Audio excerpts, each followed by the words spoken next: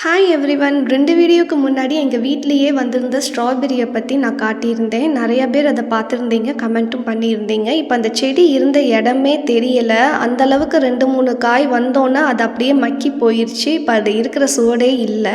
இப்போ பக்கத்தில் 2 குட்டி செடி இருக்குது பார்த்தீங்களா, அதுவும் ஸ்ட்ராபெரி செடி தான். இதை நாங்கள் வைக்கலை. ஏற்கனவே வச்சுருந்த ஸ்ட்ராபெரி செடியிலேருந்து தானாக வேர் விட்டு பக்கத்தில் இந்த மாதிரி குட்டியாக அதுவாகவே முளைச்சி வந்துருச்சு.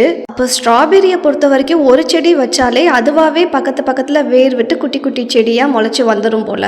ஒரு பக்க செடியில் இந்த மாதிரி ஒயிட் கலரில் பூ இருக்குது பாருங்கள், உள்ள குட்டியாக ஸ்ட்ராபெரி இருக்குது. இந்த மாதிரி 2-3 ஸ்ட்ராபெரி முளைச்சி வந்திருக்கு.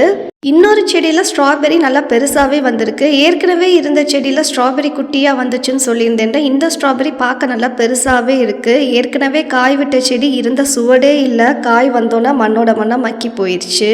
இந்த ஸ்ட்ராபெரி பழமானதுக்கு அப்புறமா எவ்வளோ பெருசாக இருக்குன்னு நான் வீடியோ அப்லோட் பண்ணுறேன்.